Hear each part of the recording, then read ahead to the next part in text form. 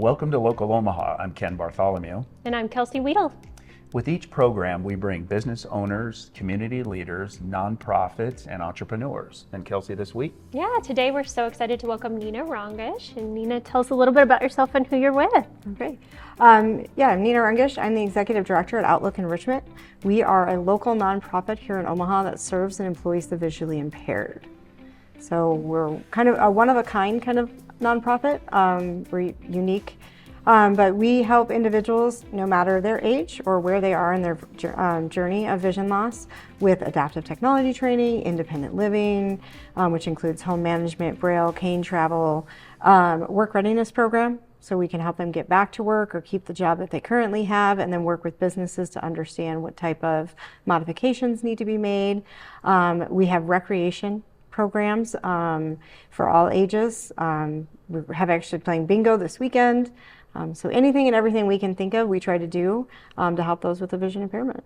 That's so cool. I feel like I was looking at the Facebook page for Outlook Enrichment, and I was like, wow, they do so many things. There's things that a lot of us wouldn't think about if we don't have a visual impairment every single day. Like I saw there's like an audio book club or just different kinds of things. What is one of your most popular kind of Outlook Enrichment outreach things that you do right now? Adaptive technology is our most popular because that's what we started with back in 2011 under Outlook Nebraska. Then probably our next would be our bike rides, our tandem bike rides. Oh, wow. Very popular. We're trying to get our health and wellness is still kind of taking off. Our support groups that are under that do really well, but we're trying to get more people to use our workout classes and our nutrition. Oh, cool. So, a physical location? Do you have a physical location? Yeah, so we're at 72nd and F Street. Okay. We're housed. So our program started under Outlook Nebraska, which is a not-for-profit employing the visually impaired. They make toilet paper and paper towels, and we're all housed together. We're all under the same Outlook umbrella. We just do the service and community side. So, wow. So you hold your events and your different things at this location? We can do our training there, or we can do it remotely, depending on the type of training we do. Most of our recreational activities we do have to house outside of our facility right now. So we partner with UNO. We've done rock climbing down on 72nd Street. Off the Wall Soccer holds our beat baseball for us. Oh, wow. So, and then do a lot of tree rush adventures. We've done downhill skiing out at Crescent. Our biking, sometimes we'll start at our office. Otherwise, we're very blessed with firefighters on the move. We'll come pick up our bikes and transport them to a drop-off place. How cool. And we'll go do trail rides, or we do the corporate cycle challenge, and then they'll pick our bikes back up and bring them back for us. Oh, wow, that's so neat. A lot going on. Yes, there's a lot going on. Wow. So what was I going to ask? No, it sounds like there's no limitations to the activities. We try not to have any limitations. Megan, who is our events, community events coordinator, who sets up the different activities, she'll take suggestions from the community and see what they want to do. And then we work with our adaptive sports specialist from UNO to see, is this something we can make work? Like we had people saying, I want to drive a car. How can we do that? Right. So Warner Enterprises invited us out. We got to use their truck simulator. So anybody 15 and above got to go out and practice driving a truck on a simulator. And some of them had driven cars before they lost their vision. But our youth, they'll never get to drive a car. So this was their chance to say, hey, not only did I get to drive, but I got to drive an 18-wheeler. Wow, see, that's something I've not even thought of. Yeah. How cool. So we try to find really the only limitation they have is driving. And so we try to find partners that we can help do these different activities with so that they can enjoy everything that we get to enjoy as sighted individuals. So do you have like static partners that you work with that are just always connected with your program? Most of the time we do. So again, we've got our UNO adaptive sports specialist. So we're partnering with UNO this year to bring back our youth camp. They'll house all the kids out there. Tree rush adventures, we do a lot with them. Off the Wall Soccer every year has held beat baseball for us.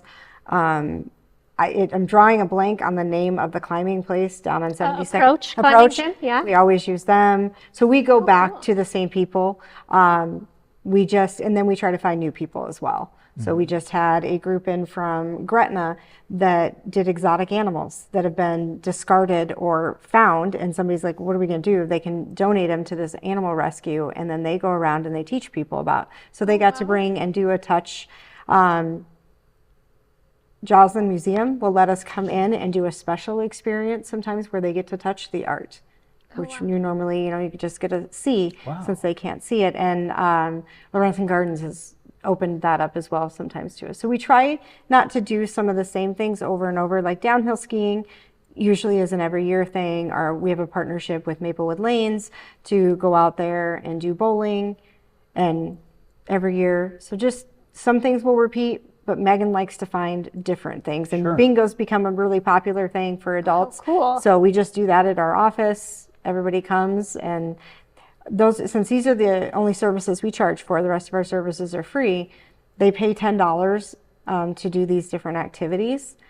And for them, it's affordable, and it's something they can just have a good time and do. Oh, cool. That's so cool. What, so you mentioned 2011 being like the beginning of, the most popular? Well, adaptive technology is when we started, and we started that because Eric Stucraft, who's the CEO of Outlook, was out talking to those on the manufacturing floor, and he realized, I've got a lot of people with a lot of talent. How can I help them move into different jobs, either in our admin staff or ultimately walk out our doors and go work for somebody else? So adaptive technology training started internal first. And our very first adaptive technology trainer, Doug, said, well, why don't we take this out to the community? So we started adding it to the community. Then we added recreation programs. And then in 2019, Outlook Enrichment was formed as a nonprofit so that we could continue to expand our programs, because our site is fully funded by grants and donations. Oh, wow. Our Outlook Nebraska is a not-for-profit. They make all their money on the sale of toilet paper and paper towels. Okay. So. Yeah, nice. And then you've been there since 2019? I started on the board in 2019 when they were formed, and then came internal at the end of November of 2021. So what are there any opportunities for somebody who would love to get involved in an organization like this, or partner with you, or volunteer with your program? Are there opportunities for community members to maybe be involved? Yeah, so we have different ways community members can get involved. They can either help with our recreational events, and we post those all on our website, and the different activities they can register as a volunteer through those, or we are looking for people for our Friends of Outlook committee. Most people call that a guild. And so what we're trying to do is get individuals who want to help. Maybe they don't want to sit on a board yet, but they want to help plan events, and they love doing that. And so they would help. It's about 10 hours a year that they would be involved. Help with our golf tournament with setup and takedown, help us get raffle prizes for that, silent auction items for our gala that's in November, and then they would be able to volunteer at the actual gala, helping with registration, our wine pull, our silent auction, all of that. Oh, cool. So sounds like lots of different options. Yeah, lots of different options. And then, people can also become monthly donors for us. And then one easy way that we always say, it's a free, simple way to help, is share our message. Like us on social, on the different social platforms, because you just never know who in your realm could be dealing with vision impairment and not know where to go. Absolutely. Right. I think that's great. And I feel like I was perusing your social. I feel like they're pretty active. Like I was saying, a lot of different things that I wouldn't have even thought about as a privilege as being a sighted person. But one of the also things I thought that really struck me that was so important is I saw someone talking about how participating in Outlook Enrichment things impacted their mental health and well-being. Do you guys do anything that's simply directed directly towards mental health and wellness, or is it just kind of a side effect you're noticing? No, we do. So we have our support groups. So we hear a support group is started because a lot of people will call us and they're like, I've got family members, but I'm in this alone. Even the youth, they feel like they're alone in this, and there's nobody else that has this eye condition that they have, and they're going through this. So twice a week now, we do support group Tuesday nights and Friday afternoons over Zoom, and then once a month we do in person. And then we're working on starting a parental support group where parents with kids who have a vision impairment can turn to other parents who have raised kids through our programs. They have somebody to lean on, because a lot of times they're scared. We have a mom who I met her and she's like, I'm very scared to show my child what his life's going to look like because he has Stargard's. And she's like, I just don't know what to do. I don't know where to turn. And she ran into us, of all places, at a hockey game. Oh, We were wow. sat at a table up, and it took her a little bit, but she did call, and now our son's using our services. So, because right now our youngest is 3, our oldest is 93. So Oh, we wow. want to make sure we're able to help them, because a lot of them, they go through anger when they lose their vision. So we had an associate, he literally was on his way to work. He is a diabetic, and he went into the gas station to get something to drink before he went to work. He came out and he's like, oh my gosh, I can't see anymore. And called his parents and said, hey, I'm coming home, because he knew he could get home. And they got him to the hospital, and he's been blind ever since. And he went through this huge depression and anger of this, why is this happening to me? And he sat on his couch. People kept trying, saying, get out, go to the commissions, either in Iowa or Nebraska. And then when they found out about Outlook, they said, go talk to them, see. And he's worked for us for 17 years, and it's turned his life around. And because a lot of times when they go into that depression, they're heading down a bad road, and they're using Sure. things to cope with that. And we want to get to them first before that happens. It sounds like whatever degree of vision impairment, that everyone falls within your realm, or of your being able to help them, or have they a could program be- or an activity, or Yeah, they could be, so like our 10-year-old, he's got Stargardt, so he still has some vision. And Stargardt's is a hereditary thing, so he's got a little brother that's going to have it, that has it, but he hasn't shown any of the signs yet, because it hits everybody at different ages. And so right now he is still able to play hockey because he's got these special goggles he can wear. But we're teaching him different tools, like using a CCTV to read his homework and help so he can see it better, how to use his phone to help. We're even doing a test now with Meta glasses to help the visually impaired in their jobs, going grocery shopping, at school, so that we can report this all back to Meta on how those with a vision impairment are using these glasses to help in their daily life, because there's so much out there that can help people that there's no restrictions for them. And who knows, someday they may be able to drive again because of a lot of the self-driving cars that are coming out. sure. Wow, that's so fantastic. I think that's one of the biggest, most important messages is, like you were saying, getting your message out there. I feel like there's so many different resources, but you sound like a great place to go to kind of be introduced to those resources. Like someone who might be grieving the vision of your loss is new to that.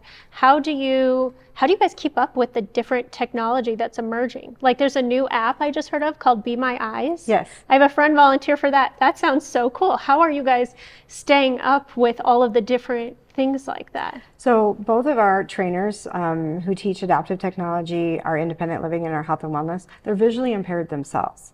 So not only does that give our clients a sense of comfort knowing they know how to use these tools, they're living the same life I am, but it does help us keep up to date on everything, because they're watching for the new updates that Apple's making, how Android is fastly catching up to Apple on the different services they offer on the phone. And they test out a lot of these different things. So we tested out the Meta glasses first before we started training clients, because we need to be able to, if somebody walks in our doors and says, hey, do you know about this? Can you help me? We need to be able to do it. So we actually set aside time during the week for them to train each other and to look for new things that are coming out and see how they can learn how to use them. And we'll even help businesses who want to understand if their website's accessible. They'll do that testing, because again, they live this every day. They know what they need, so they can help others. Oh, wow. That sounds fascinating to me. I find it hard enough to keep up on technology alone. So Yeah. I feel like I'm sitting here and I'm somewhat quiet, but I'm just amazed, really, at, you think about the stuff that you take for granted, and that's really kind of where I'm sitting here right now, or something like that. When I go for an annual eye exam or whatever like that, you're like, oh, geez, it looks like I may have to be into readers now or something like that. You just don't think about these type of things, and what a valuable resource you guys have. And but just to be blessed with your vision, and it's just overwhelming, really, to think what some people go through on a daily. It is, and like March is Save Your Vision Awareness Month, and so I actually just posted something on LinkedIn about that, where a lot of people don't think about it. And they think, oh, I've got good vision, I never need to get my eyes checked. And I push people and say, if you may have great vision, but every 2 years, at least go get your eyes checked. If you're wearing contacts and glasses, make sure you're getting in every year. Right. I didn't get glasses until I was 19. And so for over 30 years now, I've been wearing them. And I don't like going to the eye doctor. It always freaks me out. I didn't like the puff of air. I didn't like having my eyes dilated. But now they've got this technology so that you don't have to do those parts. You can do other things. Well, thanks to that technology, they detected in 2017 that underneath both of my eyes, I have a degenerative disease, that 1 in 10 people, their retinas detach and could cause me to lose my vision. So because we've been able to take these pictures and gradually watch it, we can see that it's changed slightly, but not enough to be concerned yet. And so that's why I tell people, make sure you're keeping up on those, because early detection can help. And at least I know if I am going to lose my vision, I know where to go, and I'm not going to lose my job, and I've got the right people in my corner. Wow. That's fantastic. I think that's one of the why we do this show. I would never willingly be in front of a camera, but I love No, absolutely. really love that's the learning thing about this is- because it's so important to get your message out. Right. Yeah, for that opportunity. And again, you sit here, and not to hugely go down this path or whatever like that, but I know I walked outside this morning, and then we're coming here and stuff like that, and I'm sneezing, and here come allergies or whatever, and then I'm like, really? Because that's not a really huge thing to have to contend with. It's humbling. So, but so you grew up here in Omaha, Yes. right? In like District 66, Yep, West went Side? to West Okay. Side. Cool.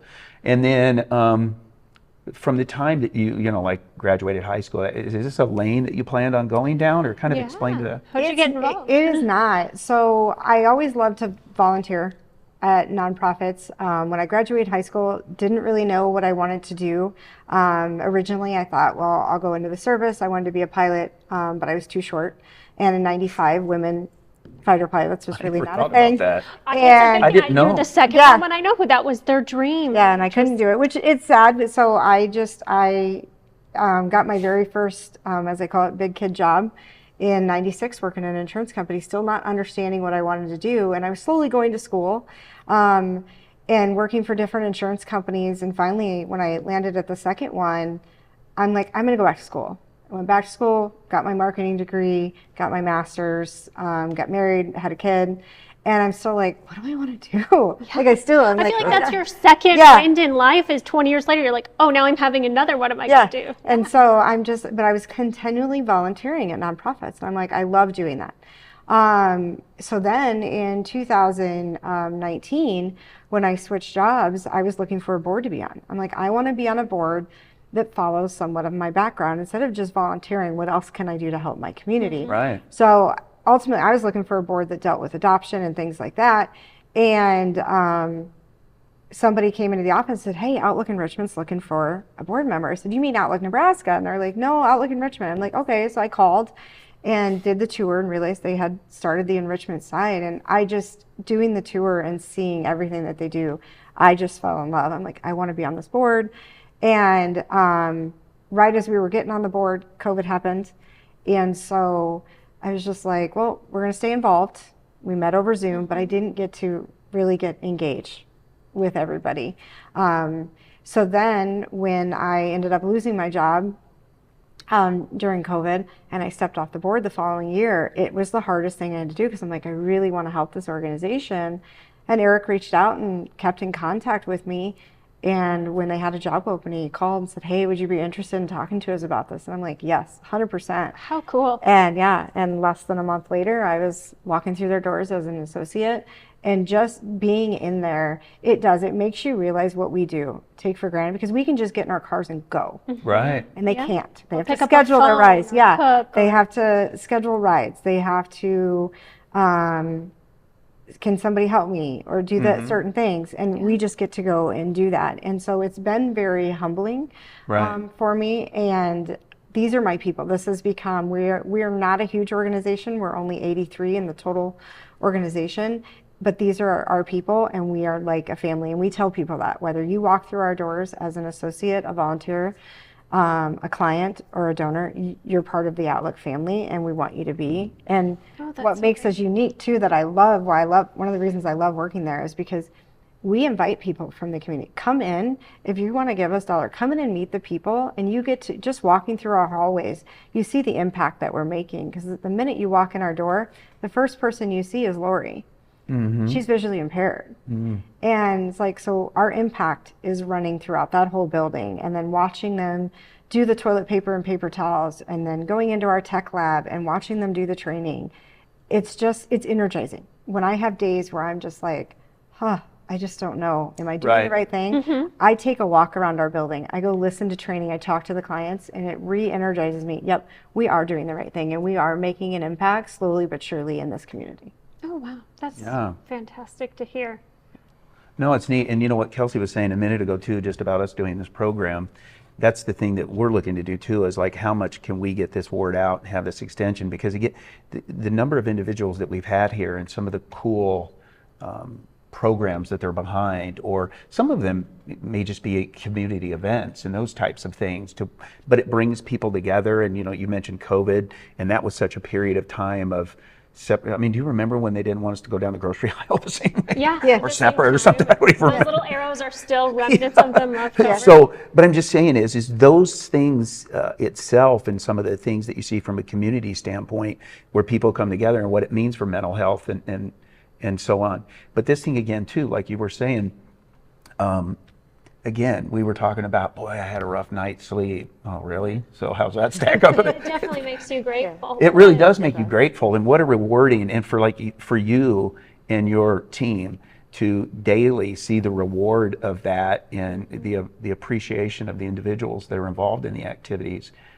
You'd mentioned Megan, right? Yeah. And now her role is to do that is like an activity. Yep, she plans all of our community events. So Megan, she is also visually impaired. So currently my whole team is visually impaired. We've got 2 adaptive technology trainers who do adaptive tech, independent living, and health and wellness that are both low vision. Megan does all of our community events. She's low vision. And then I have a part-time gentleman who's blind who does our podcast.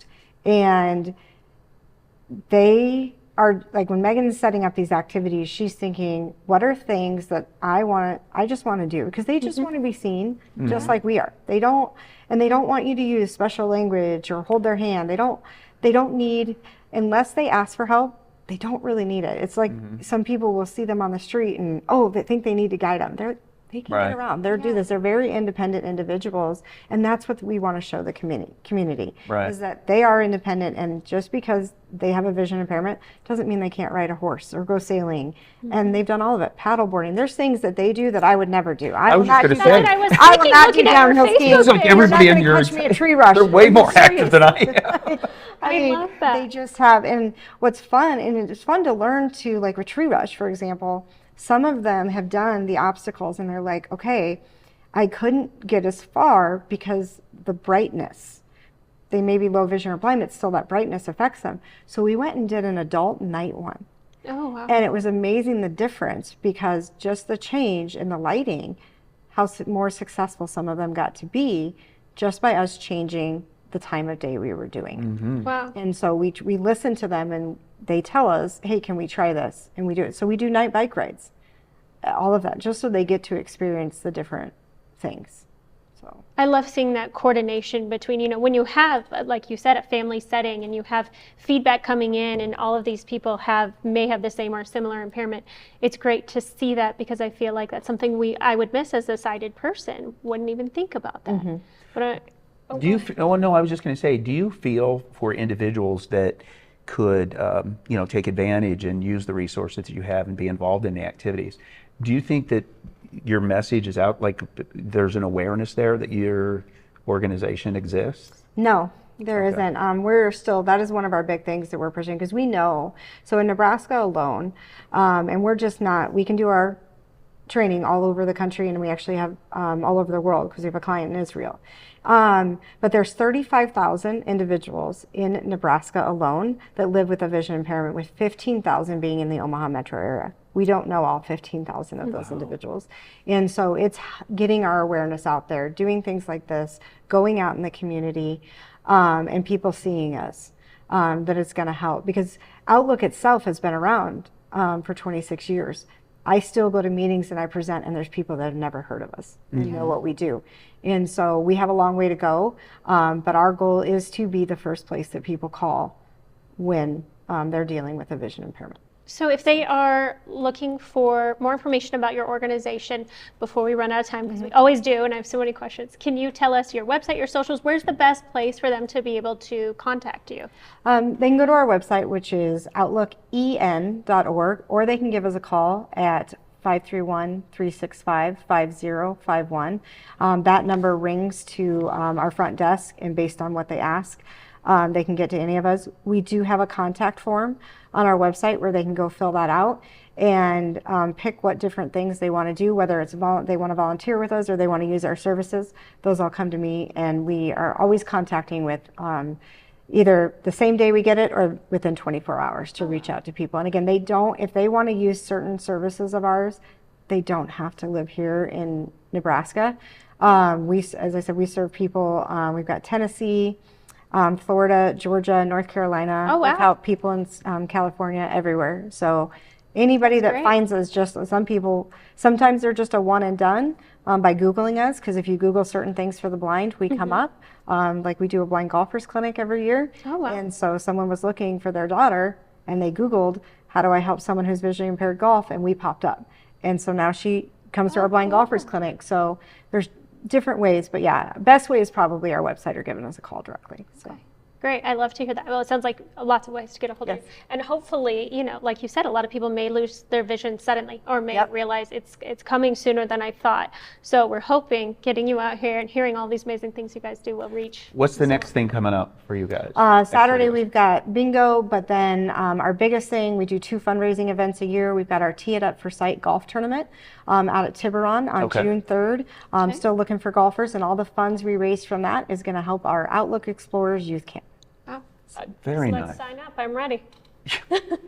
Golf's fun. God, I love golf. It's fun. Listen, I'm sure I'd still come in last place. It's okay, because and we bring our mission into that, because we have our blind putt hole, and that at our course challenges you have to do things using either our sleep shades or our goggles that simulate the different eye conditions. So we bring that all in, and then we have 4 visually impaired golfers that get to golf in our tournament because they went through our blind golfers clinic. How cool. Okay, well, thank you so much for joining us today. Yes, thanks for Nina. joining I us. feel Appreciate it. Thanks for awesome. watching, Yeah, and we'll thank see you you next so time. much.